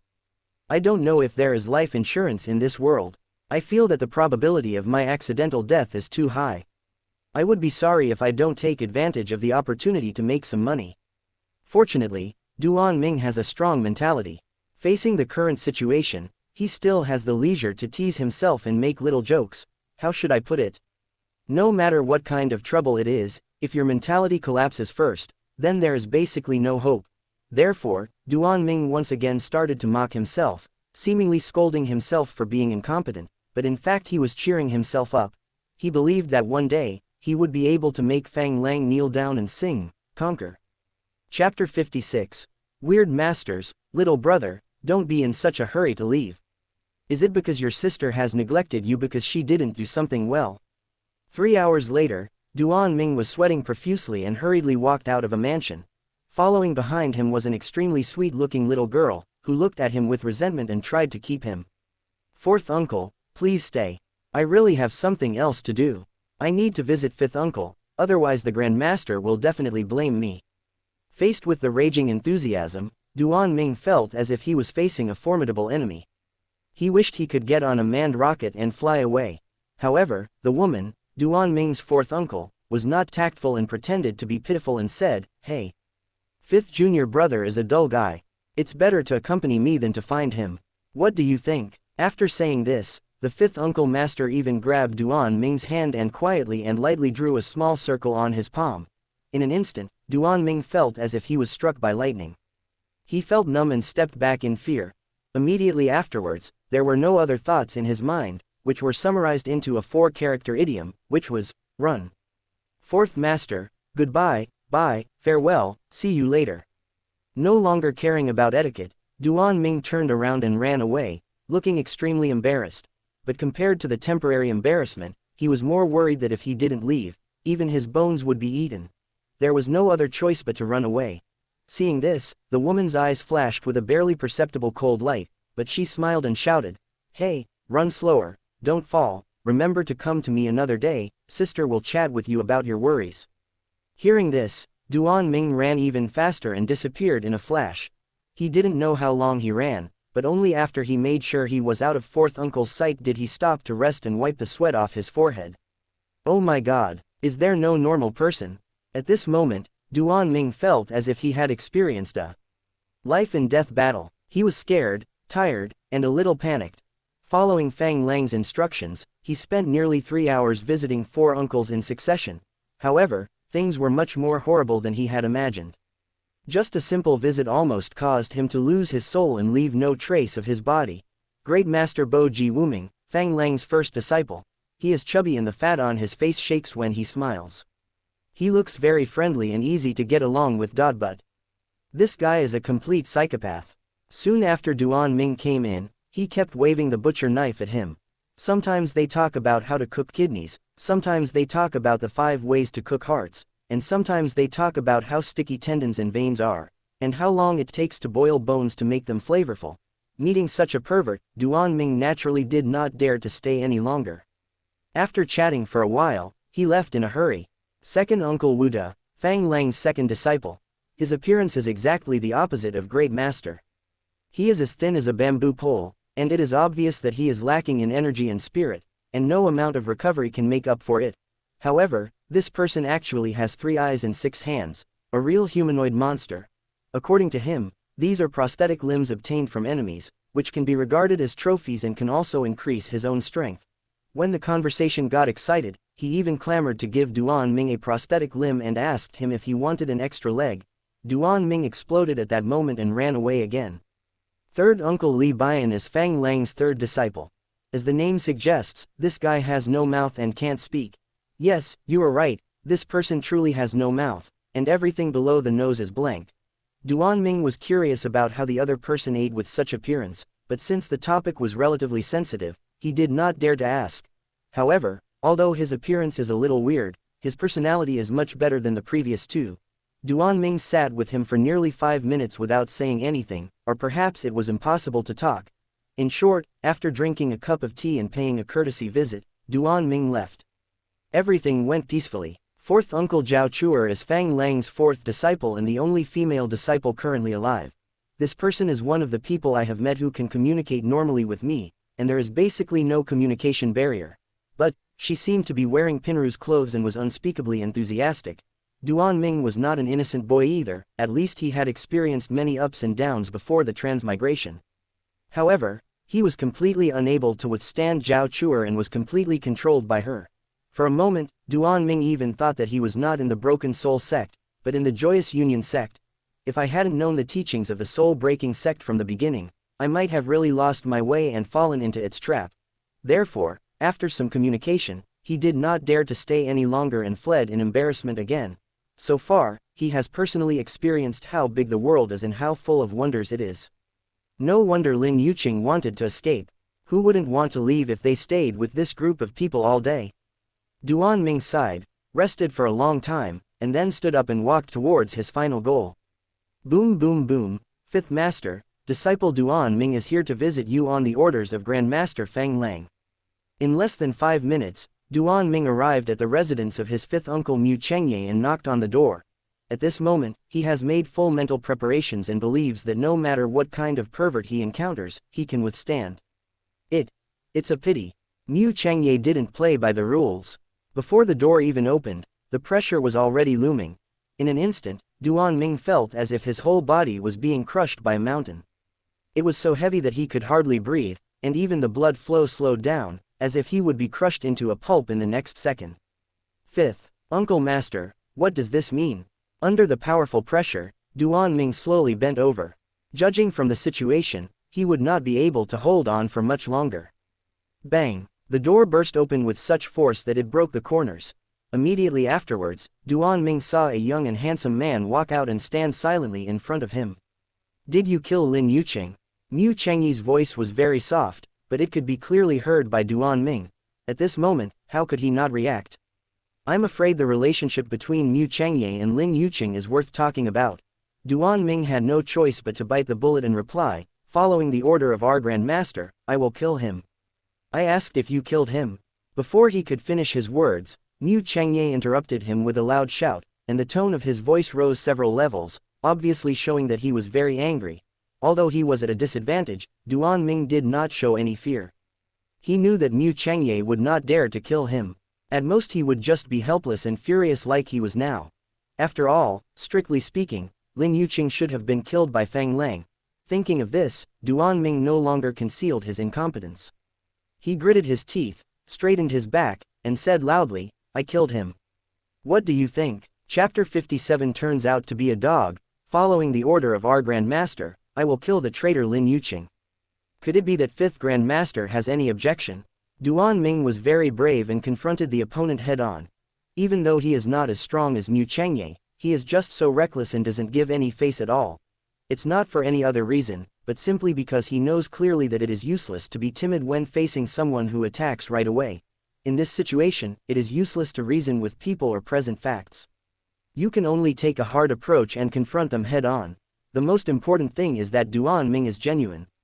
Although he is not as strong as the other party, he has a backer behind him, so what is there to be afraid of? If 5th Uncle Master is dissatisfied, he can go and argue with Grand Master. It's nothing to bully a junior like me. Duan Ming refused to give in and was determined to use Fang Lang's banner to guarantee himself. As expected, the effect was very effective. When Mu Chengye heard Fang Lang's name, he was obviously a little hesitant. But his face was still gloomy, and the murderous intent in his eyes only grew, but no matter what, he still didn't dare to actually kill. And it seemed that he was unwilling to be controlled, and Mu Changye could only say bitterly, "Are you teaching me how to do things?" The road of cultivation is long and arduous. Those who are more accomplished always come first, regardless of age. Since fifth uncle master is so irrational, I am here to teach you how to do things. Hard, extremely hard. Duan Ming was completely desperate and didn't consider any room for maneuver, so he ended the conversation. He realized that if he showed any weakness, Mu Changye would definitely become more aggressive. In addition, the other party's attitude was obviously hostile, and it was impossible to change it. Therefore, without any scruples, Duan Ming was too lazy to pretend to be a grandson and simply broke off relations. Fifth Master, don't make the mistake. If our Grand Master knew about this, I'm afraid, it would be very bad. No matter what, he continued to use Fang Lang to put pressure on Mu Changye, which made Mu Changye so angry that his face looked as ugly as a stinky treasure, pitch black. Where did she die? Has her body been brought back? Knowing clearly that he was in the wrong, Mu Changye could only swallow his anger. However, he had no intention of letting Duan Ming go. Instead, he continued to ask about Lin Yuqing. Unfortunately, Duan Ming no longer had any illusions at this moment. In his eyes, Mu Changye was basically an enemy, and he would have to fight with him sooner or later. Therefore, when faced with questions, it is naturally impossible to tell the truth. After all, who would be stupid enough to provide intelligence to the enemy? So Duan Ming showed disdain on his face, curled his lips and cursed, "Corpse. Humph, chop it up and feed it to the dogs. You." After these words were spoken, Mu Changye's expression became as angry as a volcano erupting, and he wished he could eat Duan Ming alive immediately. It's a pity that reality is often not satisfactory. No matter how much he wants to take action, he can only endure it for many reasons. Looking at Mu Changye, who was so frustrated, Duan Ming felt relieved but also alert at the same time. Not for any other reason, but because he could see that Mu Changye really wanted to avenge Lin Yuqing. Although it is unclear what the relationship between the two is, the friendship they displayed cannot be fake. However, even when things had come to this point, Mu Changye still didn't dare and couldn't take action. From this we can see that Fang Lang's status in everyone's heart has probably reached the level of a shadow in his life. Thinking that his life was in Fang Lang's hands, Duan Ming would naturally become alert and inevitably feel scared. Fifth Master, I came to visit you on the orders of my Grand Master. Now that we have talked about everything, if there is nothing else, I will take my leave. Having scolded and argued with him, Duan Ming knew that it was best to quit while the going was good, so he immediately put on a businesslike demeanor and pretended to take his leave. After saying that, he turned around and left without caring about Mu Changye's reaction. However, the pressure had not yet been removed, causing Duan Ming to consume a great deal of physical strength with every step he took, making it extremely difficult. However, he did not add any more pressure, nor did he intend to threaten Mu Changye to withdraw his pressure. He just forcibly withstood the pressure and walked out slowly step by step. As for the latter, Mu Changye, he stood there, looking at Duan Ming's back with hatred, without saying a word. Half an hour later, Duan Ming returned to the funeral court, panting. At this moment, his physical strength was severely overdrawn, his whole body was in a state of exhaustion, and his head was dizzy. Just as I was about to knock on the door, before my hand even touched the doorknob, the door slammed open automatically. Then, Duan Ming felt the world shake and he lost consciousness. By the time I came to my senses, I was already sitting in the guest seat in the conference room. How is it? Did Mu Changye embarrass you? On the main seat, Fang Lang was still drinking tea leisurely and comfortably, staring at Duan Ming with narrowed eyes, and said calmly, "He has a very good relationship with your master and has a lot of admiration for him, so he will naturally be hostile to you." Hearing this, Duan Ming finally understood. The so-called admiration means that the man has feelings for her, but she is not interested. To put it more bluntly and simply, Mu Changye is a little bootlicker who has a crush on Lin Yuqing. Duan Ming killed his dream lover with his own hands, so he could not escape the hatred. This is the cause and effect of fate. Master, if you knew, why did you let me go? Before he could finish his words, Duan Ming stopped talking and stood there in a daze, breaking out in a cold sweat. He reacted and realized that this was probably all Fang Lang's plan. Would Fang Lang not know the consequences of killing Lin Yuqing? Would Fang Lang be unaware of Mu Changye's reaction?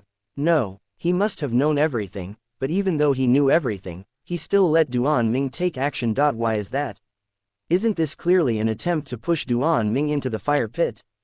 Isn't this just making Duan Ming hate you and creating a mortal enemy? It's a naked conspiracy and an undisguised plan that cannot be avoided.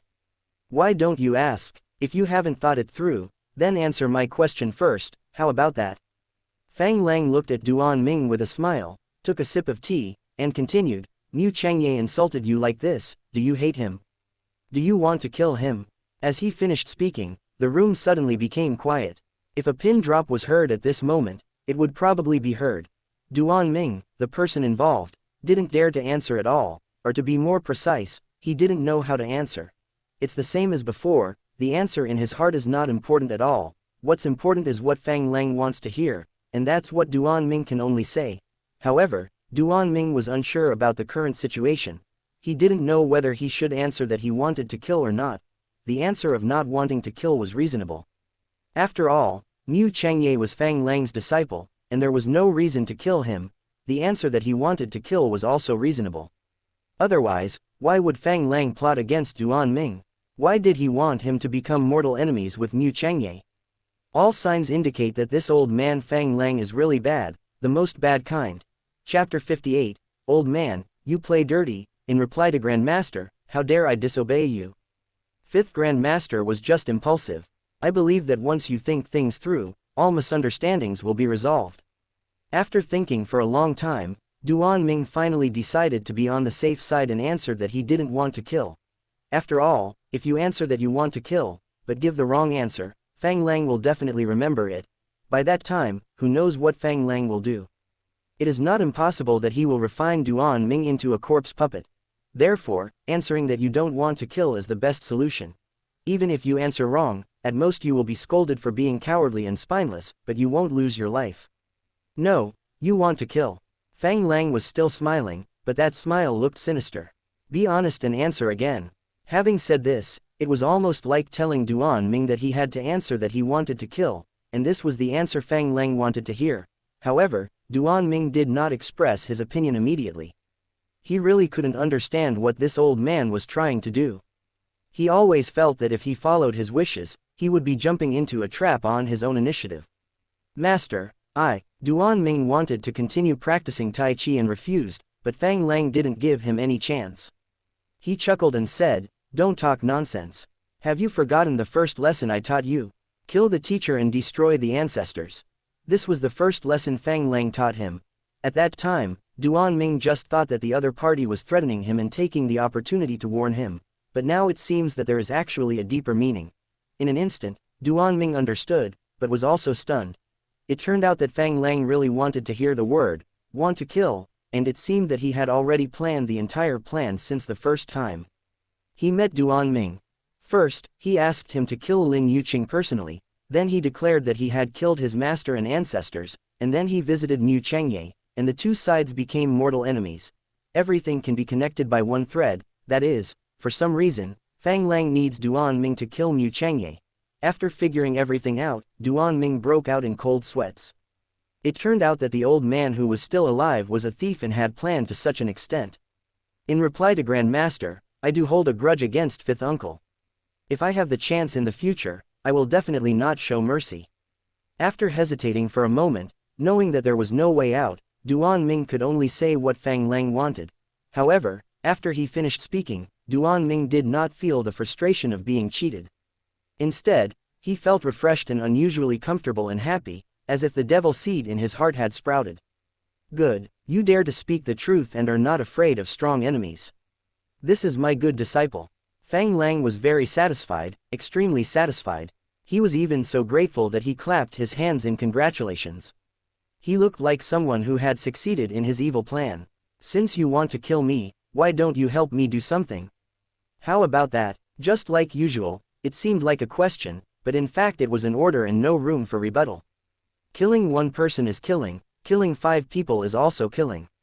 Why don't you do it yourself and kill my 5 disciples, your 5 uncles, all of them? Don't spare any of them. After these words were spoken, Duan Mingjing's worldview collapsed again and again. He had never figured out why Fang Lang wanted him to become enemies with Mu Changye, and now he suddenly said that he should kill all the other uncles as well. For a moment, the world was filled with blood, it was all lies and blood, no wonder. Faced with such a perverted master, How could Lin Yuqing not run away and wait for death? Master, you are joking. My disciple is weak, and... Before Duan Ming could finish, Fang Lang interrupted him again and said nonchalantly, "Stop talking nonsense. If your strength is not enough to improve, I will help you. Don't worry." Duan Ming hesitated for a while, and finally asked bravely, "I wonder what crime the 5 uncles committed. Why do you have to take their lives?" In response to this, Fang Lang glanced at Duan Ming and took a sip of tea. Don't ask what you shouldn't ask, and don't know what you shouldn't know. Understand? Although it was just a glance, the murderous intent in his eyes made Duan Ming's soul tremble. He quickly changed his words and promised, "Disciple understands, and I will obey the order of the master." Still not satisfied, Fang Lang put down his teacup and said softly, "Life is hard and full of suffering. Only those who are sensible and know what's interesting can live long. You should keep this in mind. This is a naked threat, without any disguise. It is clearly telling Duan Ming that you have to be obedient, otherwise I will kill you. Remember what I'm going to say next. If you do things well, you will naturally be able to rise to prominence."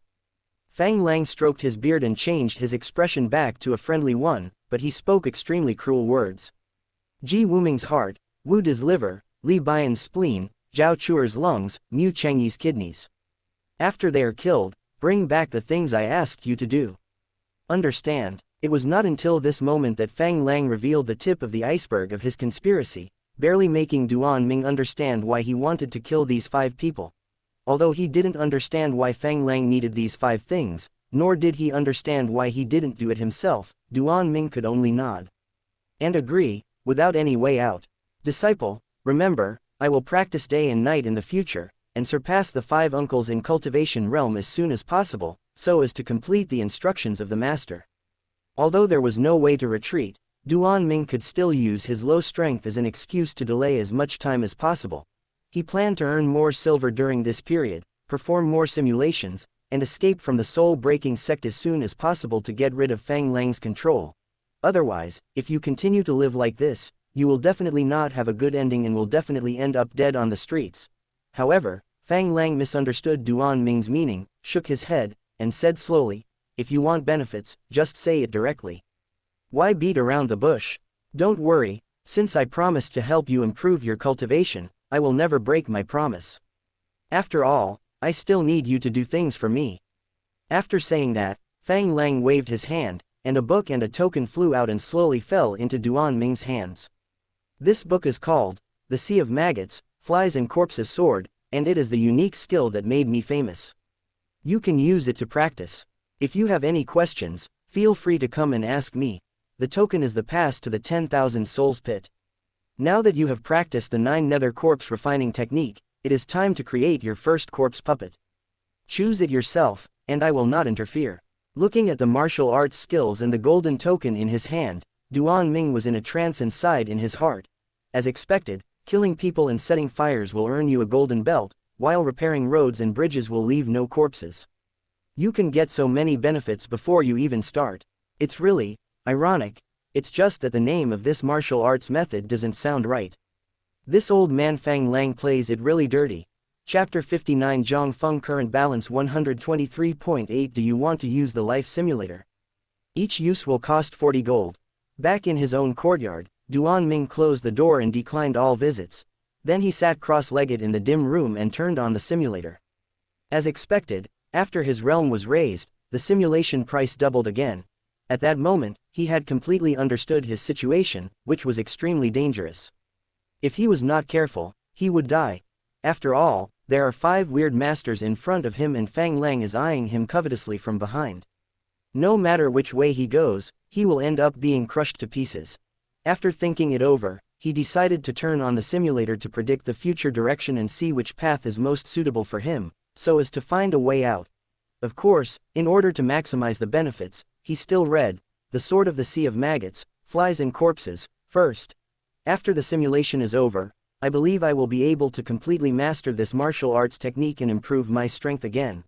When you were 16, you were kidnapped by Fang Lang and had no choice but to join the soul-breaking sect.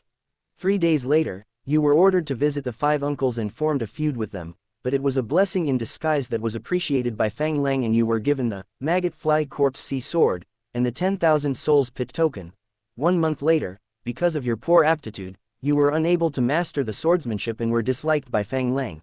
2 months later, you decided to temporarily give up practicing swordsmanship and head to the 10,000 souls pit to try to create a second corpse puppet. You came to the 10,000 souls pit, but something unexpected happened while you were making corpse puppets. You found that you couldn't succeed no matter what. It seemed to be closely related to Chubao. 3 months later, you failed to master the swordsmanship and the corpse refining, and were reprimanded by Fang Lang. However, he later gave you spirit chi pills and told you to practice day and night and not to neglect them. 4 months later, with the help of the spirit chi pill, you made some progress in your practice, but still failed to reach the standard that Fang Lang expected. You were scolded again, and at the same time, you were given the spirit chi pill again. 5 months later, you were practicing swordplay in the wild, when suddenly a dark shadow attacked and knocked you unconscious. When you woke up, you found that your eyes were blindfolded and everything in front of you was pitch black. You didn't know where you were. You communicate with the attacker, who asks you about Duanjia village, and is quite excited, but you evade the question and put all the blame on Wang Fa. However, the attacker did not let you go and struck you dead with one blow, and you were gone. You died, and ended this life. Evaluation: I just entered Demon Dao and lived a life of mediocrity.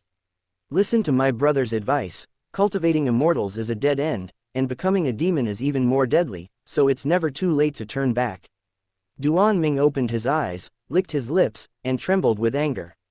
Zhang Feng, he still remembered that Uncle Zhang had mentioned a person before he died, and this person was Zhang Feng, who was in the soul-breaking sect. Therefore, when he saw the other party asking about Duanjia village, Duan Ming was able to immediately guess the identity of the attacker instead of putting the blame on those uncles. How did he recognize me? He couldn't have guessed it just because my last name is Duan, right? It seems that this guy is planning to avenge Duanjia village. Another mortal enemy. How unlucky. At the moment, Duan Ming is in great bad luck. Old grudges have not yet been resolved, and new hatreds have come. He feels that everyone around him wants to kill him. In desperation, he could only try every possible means to find Zhang Feng first, and then slowly make plans. Simulation ends. You can keep one of the following. Point 1. The cultivation level at the age of 16.2. My experience of cultivation at the age of 16. Life experiences at the age of 3 or 16. There is nothing good to choose from, so I can only choose option 2. Cultivation experience. After all, although the realm has improved, it has not been elevated, so the choice does not make much sense. In addition, since we haven't seen Zhang Feng's true face, choosing life experience is meaningless. Therefore, after much thought, I can only choose to practice experience, which can at least gain some results. The next second, the experience of practicing 9 nether corpse refining technique, and maggot and fly corpse sea sword, flooded into Duan Ming's mind and was quickly digested and dissolved into experience points. However, this process did not last too long, and ended in less than a moment. I think it was because the practice time was too short and not much benefit was gained. Although Duan Ming was unhappy about this, he had no choice but to open the simulator again and try again. When you were 16, you were kidnapped by Fang Lang and had no choice but to join the soul-breaking sect. 3 days later, you were ordered to visit the 5 uncles and formed a feud with them, but it was a blessing in disguise that was appreciated by Fang Lang and you were given the maggot fly corpse sea sword and the 10,000 souls pit token. 5 months later, you have been living at home practicing, and every day you go to the Zhangnu courtyard to pay your respects to Fang Lang. Your attitude is extremely flattering, which makes the 5 uncles admire you. You also found yourself being followed frequently and your home was broken into several times, but this person never took action, apparently because he was concerned about your relationship with Fang Lang. 6 months later, when you were practicing at home, a mortal suddenly broke into your home and claimed that she was pregnant with your child for 8 months. You feel overwhelmed. You have only been here for 6 months, but you already have an 8-month-old child. You have successfully become a father. Due to the sect rules, you cannot harm mortals. You have no choice but to persuade him with kind words, give him a breakup fee and child support, and send him away. The other party accepts the conditions, and after leaving, you find an invitation card, inviting you to a brothel in the town 3 days later. 3 days later, you attended the banquet as scheduled, but before leaving, you specifically reported to Fang Lang, just in case. You enter the brothel and see the person you have an appointment with. You can tell who he is at first sight. It is undoubtedly Zhang Feng. During the meal, Zhang Feng was very polite to you, and his words were full of admiration, but he kept asking you about your background and the affairs of Duanjia village. You take this opportunity to tell the whole story and put all the blame on Wang Fa, vowing to kill him and avenge Duanjia village. 10 days later, you were practicing at home when a mortal suddenly broke into your home, claiming to be your long-lost brother with no blood relationship. You are furious and accuse the other party of being unreasonable, but you are helpless and have to spend money again to avoid disaster without resorting to violence. The other party accepts the conditions and hands you a letter before leaving, inviting you to meet at the brothel 3 days later. 3 days later, you went to the brothel again and reported to Fang Lang in advance, just in case. However, the latter was obviously displeased and warned you not to indulge in women. You arrived at the brothel and entered the private room, but never saw the person you had an appointment with. It was not until the next day, at dawn, that the waiter handed you the second letter. You open the letter and find out that the sender is actually Wang Fa. He claims that the Righteous Path is going to launch an attack on the soul-breaking sect and invites you to become a spy to help with the internal and external cooperation. 7 months later, you followed the instructions in the letter and accepted the mission to hunt monsters. You successfully met Wang Fa and agreed to his request. At the same time, you put forward the condition that Fang Lang, Mu Changye, and Zhang Feng must be killed. You return to the soul-breaking sect, but before you even enter the house you are called by Fang Lang, who calls you a traitor and punches you to death. You died, and ended this life. Evaluation: I just entered Demon Dao and lived a life of mediocrity. Listen to my brother's advice. Cultivating immortals is a dead end, and becoming a demon is even more deadly, so it's never too late to turn back. Chapter 60. Physical Training or Cultivation. Before one crisis is over, another crisis arises. Are the righteous ones going to attack again? After the simulation ended, Duan Ming was filled with emotion, as if he was at the center of a whirlpool storm. Originally, under the threat of Fang Lang, he was about to carry out an almost impossible mission, but he didn't expect that he would have another enemy, Zhang Feng. However, even so, things are far from over. The Righteous Path is actually going to attack the soul-breaking sect at this time, and Wang Fa is also involved, inviting himself to be an undercover spy. Aren't there too many enemies? Is the situation a bit confusing? The continuous accidents and endless enemies made Duan Ming exhausted. He had no idea how to break the impasse or how to find a way to survive in the chaotic world. Hey, after all the calculations, the root cause is actually my low strength. If I also had the foundation building stage, I wouldn't be controlled by others. Having said that, Duan Ming had no way to improve his cultivation in a short period of time. He definitely cannot hide at the moment. After all, Fang Lang is always forcing him and he cannot escape. At the same time, his own qualifications were very poor, and even with the help of the simulator, his progress was still slow. Therefore, it becomes almost impossible to solve the problem in a short period of time. Simulation ends, you can keep one of the following. Point 1. The cultivation level at the age of 16.2. My experience of cultivation at the age of 16. Life experiences at the age of 3 or 16. This time, Duan Ming still chose to gain experience through cultivation, and just like before, he gained almost no benefits, only slight progress. Not wanting to give up, I took a look at the balance and saw that it could still support several simulations, so I gritted my teeth and turned it on again. This time I will ignore everything and concentrate on my cultivation. I will not change my strategy until disaster strikes. I don't believe there will be no breakthroughs. When you were 16, you were kidnapped by Fang Lang and had no choice but to join the soul-breaking sect. 6 months later, you received the invitation, but did not show up. You focused on practicing all day and ignored everything else. 7 months later, you received the invitation, but still did not show up. You devoted yourself to cultivation with no distractions. When you were 17, the righteous sect attacked and fought a great battle with the soul-breaking sect. Fang Lang led a group of disciples to fight and did not return for a long time.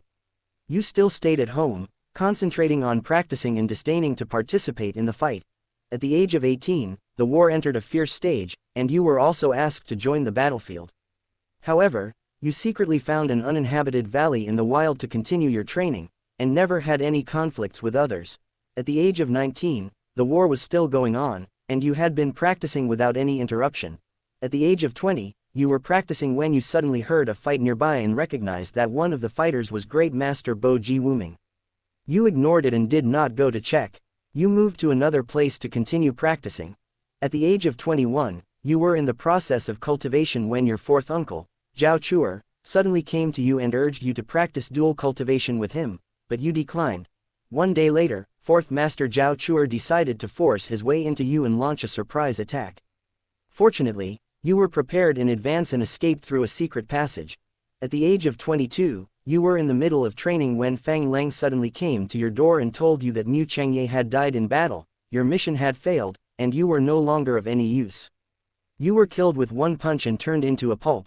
You died, and ended this life. Evaluation: I just entered Demon Dao and lived a life of mediocrity. Listen to my brother's advice. Cultivating immortals is a dead end, and becoming a demon is even more deadly, so it's never too late to turn back. The simulation is over and the situation is okay. Duan Ming was quite satisfied with the result this time. At least it was much better than before, after several years of practice, but it still brought him a lot of questions and was puzzling. Firstly, what on earth is wrong with fourth uncle Zhao Chuer? Why does he have to take advantage of him? Duan Ming is very self-aware. Although he looks okay, he is a cultivator, who would be superficial enough to care about appearance. If you really care, you will only care about power. If you have power, you will have everything.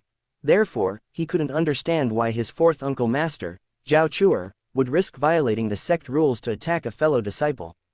Could it be that she also received orders from Fang Lang and had no choice?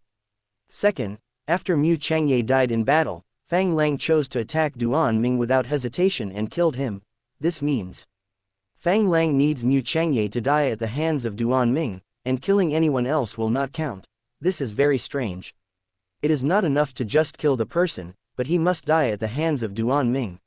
What is the reason? There are many doubts and confusions, which makes Duan Ming feel that things are becoming more and more complicated, and the conspiracies and calculations behind them are endless. Simulation ends, you can keep one of the following. Point 1. The state of cultivation at the age of 22.2. My experience of cultivation at the age of 22.3. Life experience at the age of 22. It was a very simple multiple choice question, and Duan Ming chose option 2 without any hesitation. His purpose was simple, which was to upgrade the maggot, fly and corpse sea sword, and the 9 nether corpse refining method, first, so as to avoid being scolded and dissatisfied by Fang Lang. But he also had a plan, which was to make progress but not too fast, just like hanging a donkey with a carrot. He could see the hope but could never get the food. At that time, you can take advantage of the situation to ask for more spirit chi pills and reap some benefits. Soon, he used up nearly 6 years of training experience and instantly upgraded both skills to the second level. Although this matter was worth celebrating, it also aroused Duan Ming's doubts. Why do the 9 nether corpse refining technique, maggot and fly corpse sea sword, and even the Qingfeng sword technique have levels, from the lowest level to the highest level of 9, while the mental method I learned in Duanjia village has no levels at all? This is a question about cultivation, and logically I should ask Fang Lang for advice. It's just that the topic is a bit sensitive, and Duan Ming doesn't want to reveal the fact that he knows other mental methods, so he can only keep it to himself and figure it out on his own. He originally thought that it was Duanjiakun's law manifestation of low level, so it did not have any level, and it was a good mental method as long as it could be used. However, as the results of multiple simulations were displayed, he could clearly feel the benefits brought by the 4 mental methods, which were endless. Brute force technique, super speed technique, wise technique, longevity technique. Each of these techniques nourishes the body all the time, making Duan Ming stronger and stronger. It doesn't feel like cultivation, but more like physical training. These 4 techniques are weird, and I don't know what it will be like after they are truly combined into one. More and more questions popped up in my mind, but I had no clue. In desperation, Duan Ming could only make up his mind that after he was strong enough to protect himself, he would go back to Duanjia village or even go to Wufeng city to find the head of the Duan family. If nothing else, at least we must get a way to combine the 4 methods into one. Maybe we will get some unexpected benefits.